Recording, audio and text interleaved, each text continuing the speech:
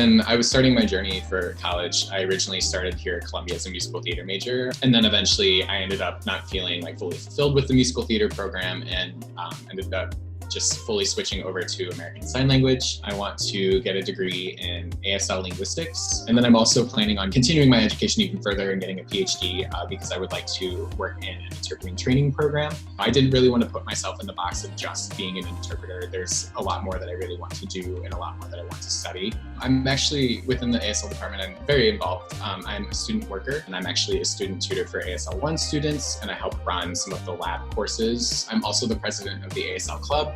This is my second year doing that, and basically it's just a club that promotes American Sign Language, promotes getting your hands up and using the language every single day. Recently we just did an Interpreters of Color panel, which was actually really, really great. That's not something that we have done before, but it was a really great experience getting to hear how interpreters of color are dealing with current situations right now. What discriminations do they face by being an individual of color? The ASL profession, especially the interpreting profession, is primarily a lot of cis white women. So there's a very strong lack of diversity just within the interpreters themselves. So we wanted to provide a panel that encourages representation within the interpreting community because the deaf community itself is also so diverse.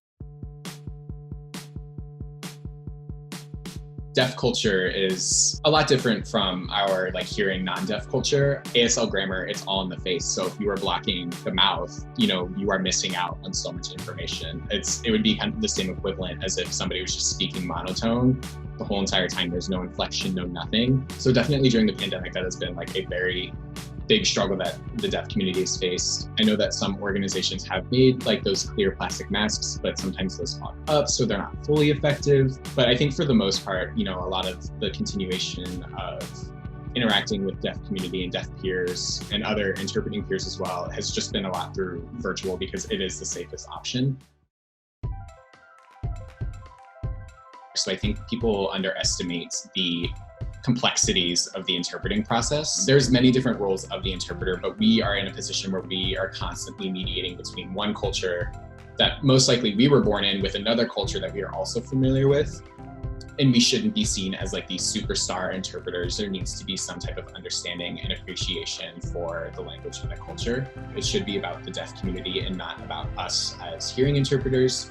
Because we are privileged, the work that we are doing needs to be about them. Interpreters, we wouldn't have jobs if it weren't for the deaf community because it is their language, it is their culture. If they hadn't been in a position where they were teaching people how to interpret or how their language works, we would not have jobs. It really kind of forces you to step out of your own little bubble of being a privileged individual, having the privilege of sound. I will never be deaf, so I will never be able to fully understand the experience. I think if any students are, even have the small urge to learn ASL, definitely take classes. They're all taught by deaf faculty, so you'll be learning from the best of the best, and you'll be kind of fully submerged into the language, which is the best way to learn.